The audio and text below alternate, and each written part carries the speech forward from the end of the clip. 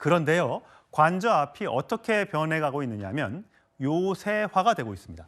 자, 그제 처음 체포영장이 집행됐을 때 1차 관문이 이 공관촌으로 들어가는 이 하얀 철문, 이 철문 사이에 바로 뒤에 버스가 있었습니다. 하지만 경찰이 사실상 여기를 터주면서 곧바로 공수처 직원들이 2차 관문까지 올라갔었거든요. 자, 이번에는요. 어제 오늘 작업을 해놨습니다. 철문 앞에 버스 한 대 있습니다. 철문 뒤에 2번, 3번, 4번 버스가 세로로 서 있습니다. 이렇게요. 그리고 5번 버스가 다시 가로로 서 있습니다. 철통 방어. 아예 1차부터 못 올라가게 하겠다. 왜냐하면 지난번에 경찰과 군의 비협조로 관저 앞에까지 갔던 경험이 있기 때문에 이번엔 경호처가 아예 1단계부터 틀어막겠다라는 계획을 세운 것 같아요. 정광재 대변인. 저는 결국에는 말이죠.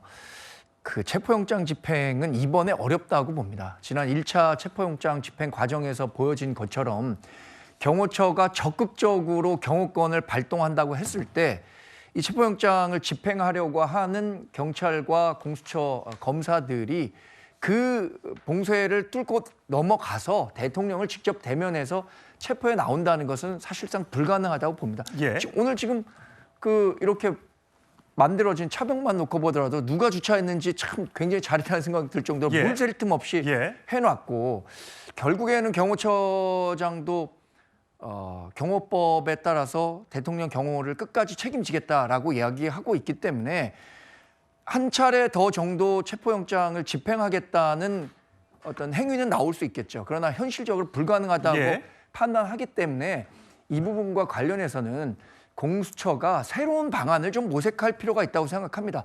지금 어떻게 생각하면 시간은 윤석열 대통령의 편은 아니라고 생각합니다. 시간은 공수처나 탄핵 재판이 이루어지고 있기 때문에 이번 탄핵을 추진하고 있는 민주당의 편이라는 분석이 더 많고 일리가 있겠죠. 그렇다면 지금의 상황을 종합적으로 고려했을 때 이번에는 공수처가 한 발 물러서는 모습을 보이는 것이 더 큰 충돌로 가는 불상사를 막을 수 있는 길이라고 생각합니다. 저렇게 화면에 철조망까지 했기 때문에 담을 넘는다거나 이런 것도 사실상 불가능해졌습니다. 공수처가 내일 얼마나 많은 경찰 병력과 함께 혹시라도 관저에 체포영장을 집행하러 갈지는 모르겠습니다만 워낙 철옹성처럼 지금 방어를 해놨기 때문에 1차 관문을 뚫기가 어렵습니다.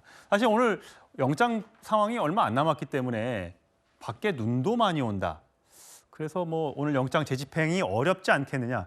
눈이 온다고 못하고 사람이 부족해서 못하고 뭐 등등의 여러 가지 이유를 대다 보니까 이 공수처에 왜 만든 거야? 라는 비난이 여야 안팎에서 나오고 있습니다. 다음 그래픽을 보여주시면요.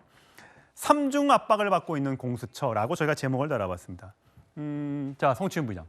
보세요. 대통령 측은 불법 영장 집행이다. 고발하겠다. 지금 얘기했고요. 국민의힘은 경찰한테 넘겨라. 안 그러면 우리 공수처장 탄핵할 거야. 민주당, 경찰 자신 없으면 경찰에 넘겨. 지금 이러고 있습니다.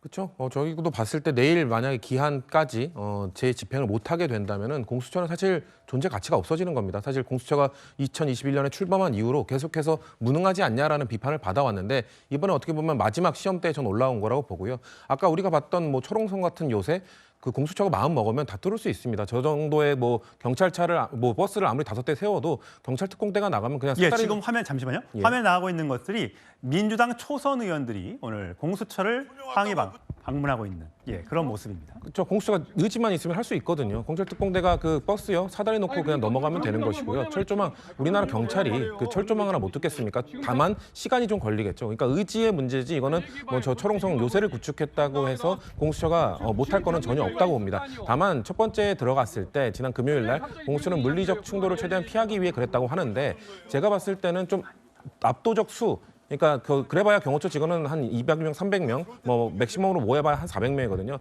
경찰이 훨씬 더 많은 인원으로 갖게 되면은 저는 경호처가 굴복할 수밖에 없다고 봅니다. 왜냐하면 아무리 스크럼을 짜도 우리 대한민국 경찰이 스크럼 푸는 거 충분히 할 수 있거든요. 그리고 압도적 수가 되면 경호처 역시 자신들이 최대한 할 수 있는 만큼 막다가 저는 물러설 거라고 보기 때문에 결국 공수처의 의지거든요. 공수처가 얼마나 물리적 충돌 얘기하지만 압도적 수를 동원해서 가면은 그 물리적 충돌 발생 없이도 충분히 집행할 발생할 수 있기 때문에 민주당에서는 이렇게 너네 무능한 모습 보일 거면은 정말 이첩해라라고 말을 최후의 경고를 한 거기 때문에 저는 공수처가 혹시 내일 집행을 못한 이후에 아니면 체포영장을 재청구하겠다는 입장을 내더라도 민주당에서는 그거에 대해서 동의하지 않고 지금 그냥 경찰로 넘겨라 그렇게 입장 전환을 할 가능성이 매우 높다고 봅니다. 예, 일촉즉발의 상황이 벌어지고 있는 한남동 관저 주변으로 가봤고 이렇게 마지막으로는 민주당 의원들이 공수처를 항의 방문하는 영상까지 최근에 조금 전에 들어왔던 영상까지 같이 보여드렸습니다.